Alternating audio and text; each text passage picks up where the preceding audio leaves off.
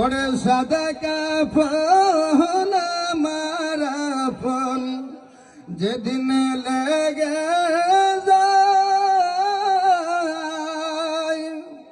সেদিন আমায় দিও তোমরা জনমের বিদায়। ওরে বড় পাতা গরম জলে গোসল দিও ভাই, আতর গোলাপ দিয়ে তোমরা সুরমা দিও গাই। ওরে সাদা কাফন আমার আপন যেদিন লেগে যায়